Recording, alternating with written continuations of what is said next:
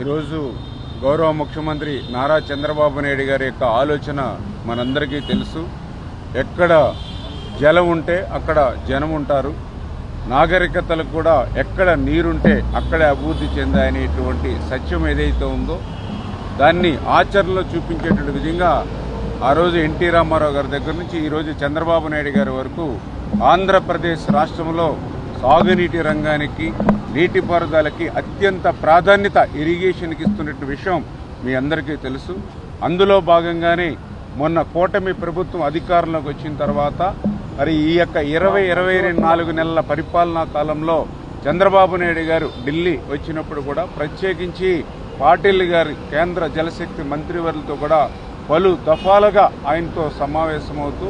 ఆంధ్రప్రదేశ్ రాష్ట్రంలో సాగునీటి రంగానికి మరింత ఊతమిచ్చేటువంటి విధంగా కేంద్ర సహాయ సహకారాలను ఎప్పటికప్పుడు అభ్యర్థిస్తూ అందులో భాగంగానే ఈరోజు కూడా కేంద్ర జలశక్తి మరి పాటిల్ గారితో చంద్రబాబు నాయుడు గారు కూడా ఒక మంచి వాతావరణంలో ఈ యొక్క ఆంధ్రప్రదేశ్ రాష్ట్రం వైపు నుంచి ఏవైతే ఈ యొక్క నీటిపారుదలకు సంబంధించినటువంటి విషయాలు ఉన్నాయో వాటన్నిటిపైన కూడా మంచి వాతావరణంలో కూలంకషంగా చర్చించడం జరిగింది. అందులో ప్రధానంగా పోలవరం ప్రాజెక్టు ఆంధ్రప్రదేశ్ రాష్ట్రాన్ని భవిష్యత్తులో ఒక కరువు రహిత రాష్ట్రంగా మార్చేటువంటి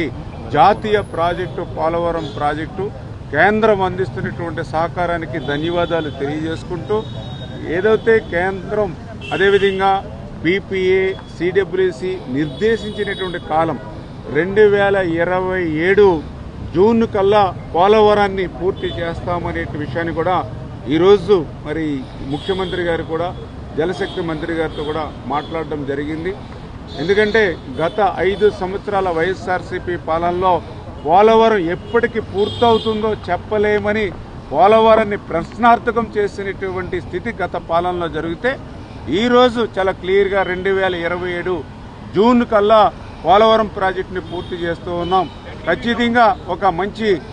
డేట్ టైము తీసుకుని ఆ యొక్క ప్రధానమంత్రి గారి యొక్క చేతుల మీదుగా ఆ యొక్క పోలవరం ప్రాజెక్టుని రేపు 2027కు మనం జాతికి అంకితం చేయాలనేటువంటి ఆలోచన కూడా చంద్రబాబు నాయుడు గారు అదేవిధంగా జలశక్తి కేంద్ర మంత్రి వారు కూడా మరి ఈవేళ డిసిషన్ కూడా తీసుకోవడం జరిగిందనే విషయాన్ని కూడా ఈ సందర్భంగా తెలియజేసుకుంటూ ఆ రకంగా రేపు 2027 జూన్కి ఆ సీజన్ కల్లా ఆ పోలవరం ప్రాజెక్టుని ప్రధానమంత్రి గారు అదేవిధంగా మరి ఈ యొక్క కేంద్ర జలశక్తి మంత్రి వీరందరూ కూడా సమక్షంలో ప్రాజెక్టుని పూర్తి చేస్తామనేటువంటి ఒక భరోసాని ఈరోజు ఇవ్వడం జరిగిందని చెప్పి తెలియజేసుకుంటూ మరి అదేవిధంగా ఏదైతే ఆంధ్రప్రదేశ్ రాష్ట్రానికి సంబంధించి PMKSY ఏదైతే ఉందో RRR ప్రాజెక్ట్ ఏదైతే ఉందో దానికి సంబంధించినటువంటి మైనర్ ఇరిగేషన్ అనేది చాలా చాలా ఇంపార్టెంట్ కాబట్టి దానికి సంబంధించినటువంటి నిధులు మరి ఆంధ్రప్రదేశ్ రాష్ట్రానికి అందివ్వాల్సింది కూడా ఈరోజు ముఖ్యమంత్రి గారు కోరడం జరిగిందని చెప్పి తెలియజేస్తూ ఉన్నాం. అదేవిధంగా ఈవేళ భారతదేశంలో ఒక ప్రయోగాత్మకంగా అంటే MCAD అంటే ఏదైతే మరి యొక్క మోడరేషన్ కమాండ్ వర్క్ అని ఏదైతే MCADగా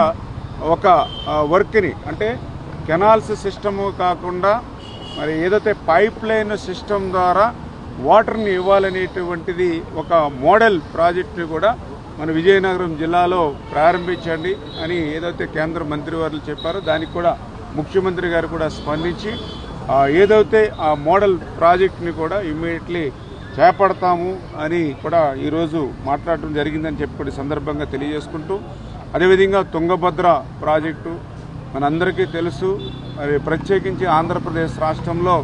రాయలసీమకు కూడా తుంగభద్ర అనేది చాలా ఒక వరప్రసాదంగా ఉంటుంది. అటువంటి తుంగభద్రకు సంబంధించినటువంటి గేట్లన్నీ కూడా ప్రమాదభరితంగా ఉంటే గత 5 సంవత్సరాల వైసీపీ పాలనలో కనీసం దాన్ని పట్టించుకునేటువంటి పాపాన లేదు. యొక్క పాపం ఫలితమే గత సంవత్సరం 19వ గేటు ఆ రోజు కొట్టుకుపోయినటువంటి స్థితిలో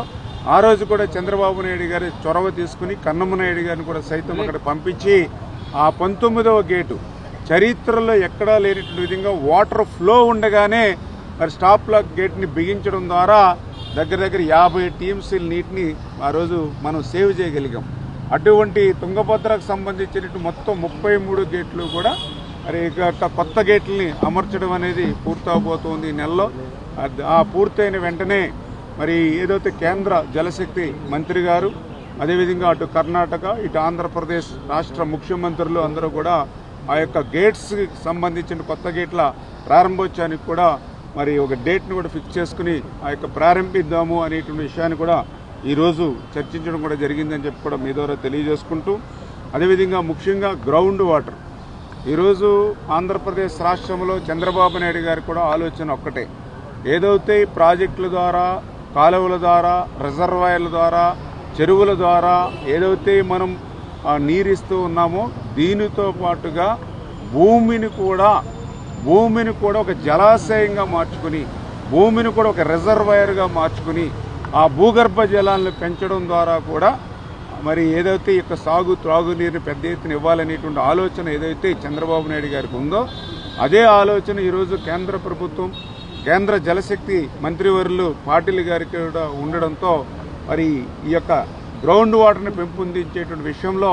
మరి త్వరలోనే చంద్రబాబు నాయుడు గారు అదేవిధంగా పాటిల్ గారు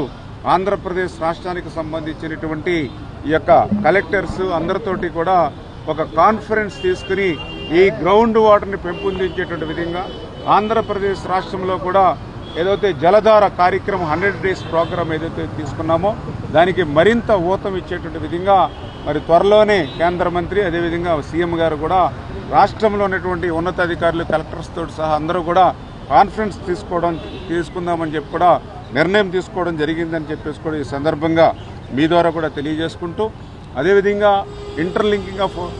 రివర్స్ అంటే ఆ రోజు వాజ్పేయి గారు కానీ ఈరోజు నరేంద్ర మోడీ గారు కానీ భారతదేశంలో ఉన్నటువంటి నదుల్ని అనుసంధానం చేయడం ద్వారా భారతదేశంలో కరువు కాటకాలు కనపడకుండా చేయాలనేటువంటి ఆలోచన ఏదైతే ఉందో దానిలో భాగంగానే రేపు భవిష్యత్తులో గోదావరి టు కావేరి కూడా మరి అనుసంధానం చేసేటువంటి ప్రక్రియకి ఏవైతే మార్గాలు ఉంటాయో వాటినన్నింటినీ కూడా ఐడెంటిఫై చేసి ఒక యాక్షన్ ప్లాన్ కూడా మనం తీసుకోవాలనేటువంటి ఆలోచన కూడా మరి ఈరోజు మరి డిస్కషన్ చేయడం కూడా జరిగిందని చెప్పి మీ ద్వారా కూడా తెలియజేసుకుంటూ ఈ రకంగా ఒక మంచి సానుకూలమైనటువంటి వాతావరణంలో మరి ఈరోజు కేంద్ర జలశక్తి మంత్రి అదేవిధంగా ఆంధ్రప్రదేశ్ రాష్ట్ర ముఖ్యమంత్రి యొక్క సమావేశం జరిగిందని చెప్పి